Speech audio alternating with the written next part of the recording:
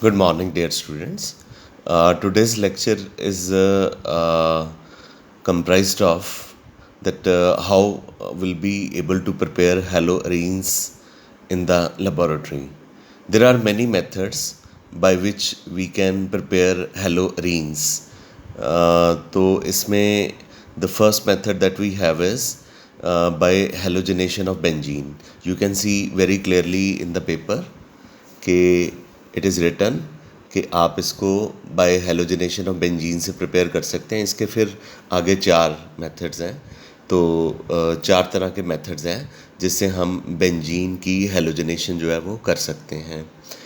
दूसरा है हम कि डाइज़ोनियम सॉल्ट से हेलोअरीन को प्रिपेयर कर सकते हैं, जिसमें बहुत ही इम्पॉर्टेंट रिएक्शन जैसे कि सैंडमेयर, गेटरमैन, बॉल्स्कीमैन और बेंजीन की आयोडीनेशन आ जाएगा।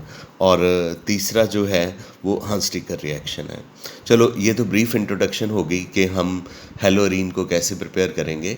हेलोअरीन का मतलब मैंने आपको चैप्टर के फर्स्ट लेक्चर में ही बताया था कि आपने बेंजीन के साथ जब हेलोजन जुड़ा होता है डायरेक्टली या इनडायरेक्टली, तो हम हेलोअरीन्स कहते हैं उनको, और हमने हेलोअरीन की प्रिपरेशन करनी है। ठीक है।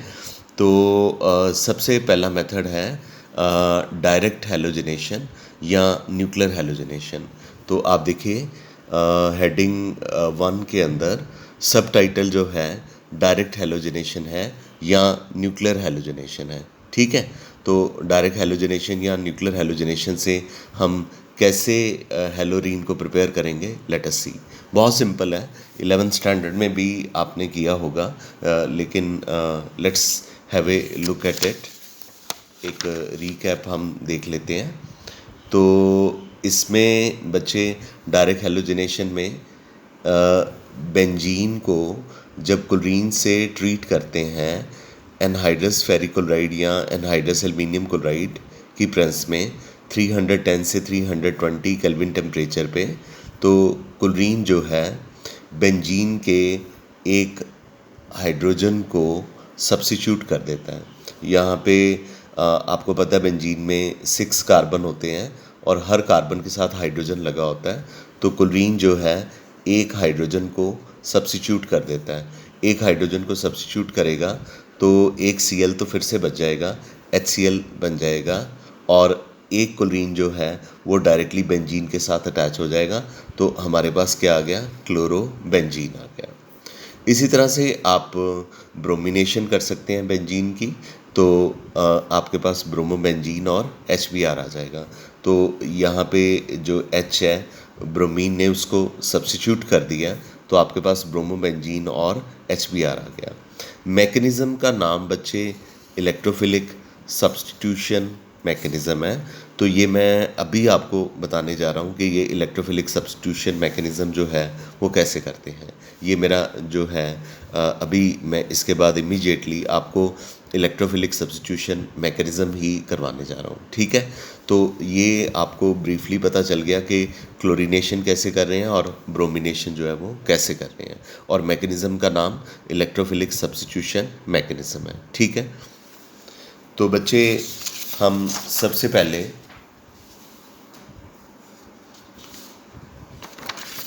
हेलोजिनेशन करेंगे, क्लोरीनेशन करेंगे बेंजीन की। तो मैकेनिज़्म का नाम मैंने अभी अभी बताया, इलेक्ट्रोफिलिक सब्स्टिट्यूशन मैकेनिज़्म है। तो इसमें मैंने बताया था कि रिएक्शन जो है एनहाइड्रस एल्युमिनियम क्लोराइड की प्रेजेंस में होता है, जिसे लुईस एसिड या हैलोजन करियर भी कहते हैं। तो स्टेप 1 जो है उसको जनरेशन ऑफ इलेक्ट्रोफाइल कहते हैं। जनरेशन ऑफ इलेक्ट्रोफाइल में Cl2 को मैंने Cl बॉन्ड Cl के साथ दिखाया हुआ है। तो ये एल्युमिनियम क्लोराइड है जो कि इलेक्ट्रॉन को एक्सेप्ट कर सकता है, नेगेटिव चार्ज को एक्सेप्ट कर सकता है।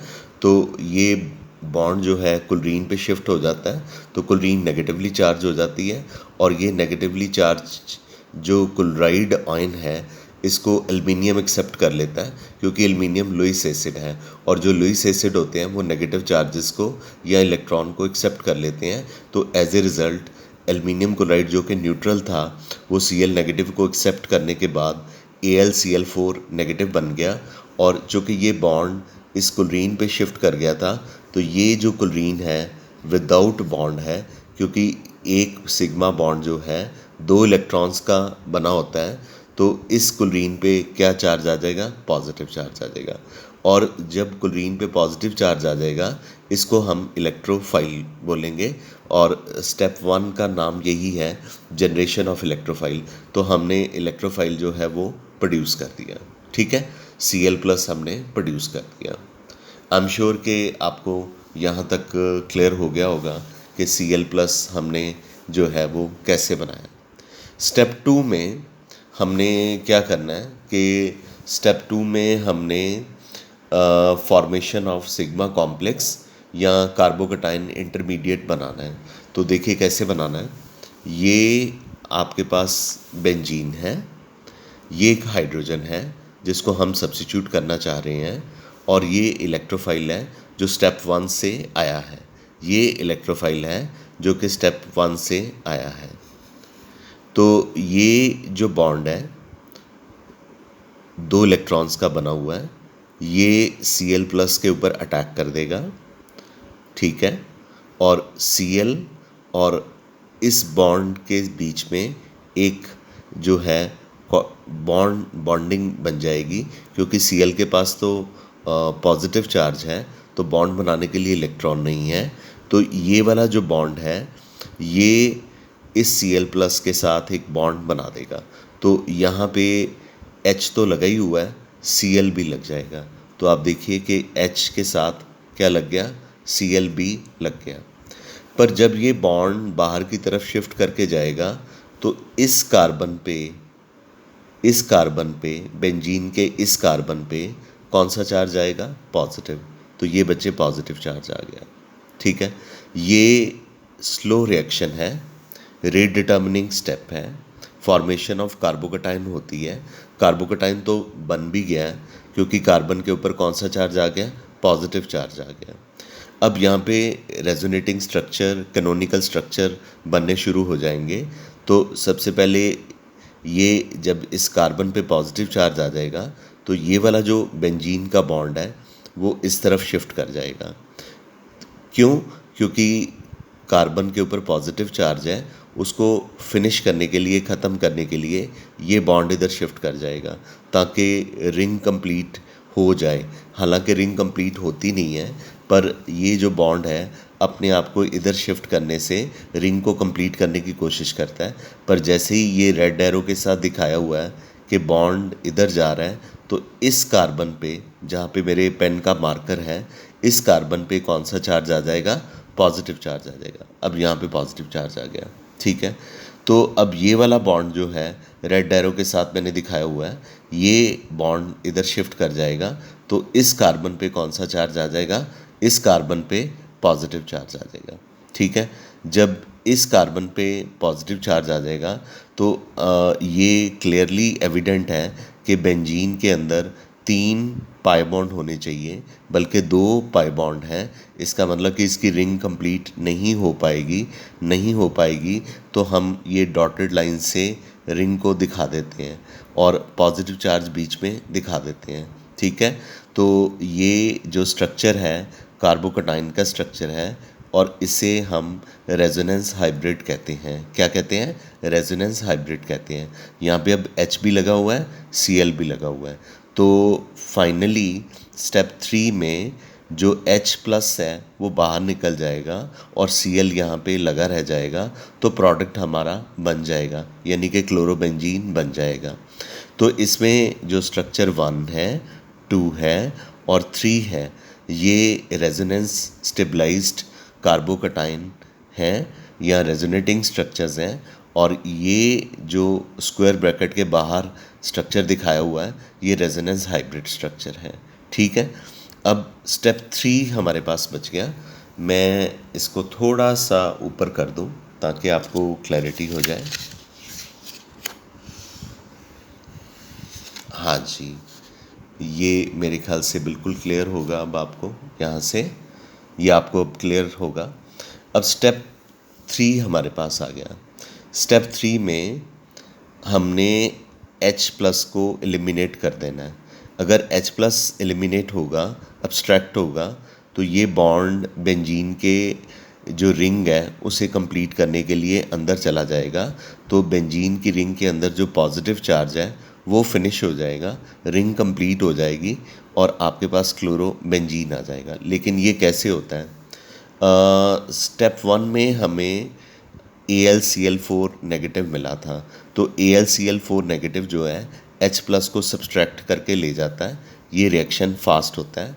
तो ये AlCl4 नेगेटिव जब H प्लस को अब्स्ट्रैक्ट यानी कि रिमूव करके ले जाता है, तो ये बॉन्ड जो है बेंजीन के अंदर आ जाएगा, तो इसका पॉजिटिव चार्ज जो है वो फिनिश हो जाएगा और जो रिंग है वो कंप्लीट हो जाएगी। आप देखिए कि रिंग कंप्लीट हो गई और ये क्लोरीन अब लगा रह जाएगा, तो आपके पास क्या आ गया? क्लोरोबेंजीन आ गया। अब और क्या बचा आपके पास? AlCl4 नेगेटिव साथ में H प्लस, ठीक है। तो AlCl4 नेगेटिव जो है Cl नेगेटिव को H प्लस को डोनेट कर देगा, तो हमारे पास AlCl3 जो कि एक कैटलिस्ट था, ये रीजनरेट हो जाएगा, ये हमें वापस मिल जाएगा, साथ में क्या मिल जाएगा? HCl मिल जाएगा। तो अब आप सोच के देखिए कि जो रिएक्शन था उसमें हमने क्या किया था? रिएक्शन में हमने क्या किया था?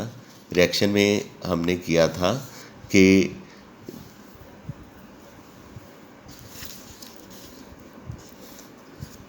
बेंजीन जब क्लोरीन के साथ कंबाइन करती है एनहाइड्रस एल्युमिनियम क्लोराइड या फेरिक्लोराइड की प्रेजेंस में 310 to 320 केल्विन में, तो आपको क्लोरोबेंजीन मिल गया और साथ में जो H था वो अब्स्ट्रैक्ट हो गया था, रिमूव हो गया था, वो Cl के साथ ज्वाइन करके क्या बना देगा?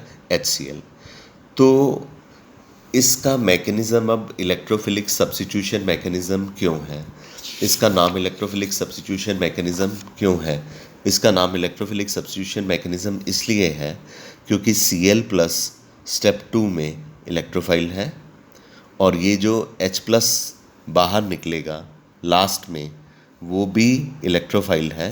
तो Cl प्लस एक स्ट्रॉन्ग इलेक्ट्रोफाइल है और H प्लस जो है एक वीक इलेक्ट्रोफाइल है। तो Cl प्लस ने H प्लस को सब्स्टिट्यूट कर दिया, तो इसलिए एक इलेक्ट्रोफाइल ने दूसरे इलेक्ट्रोफाइल को रिप्लेस कर दिया। तो मैकेनिज़्म का नाम बेटा क्या होना चाहिए? Electrophilic substitution mechanism. I am sure कि ये मैकेनिज़्म आपको बहुत अच्छे से क्लियर है। इसे आप 2 बार सुनिए, 3 बार सुनिए, तो आपको अच्छे से समझ लग जाएगा। ठीक है बच्चे, thank you very much, we call it a day. Thank you.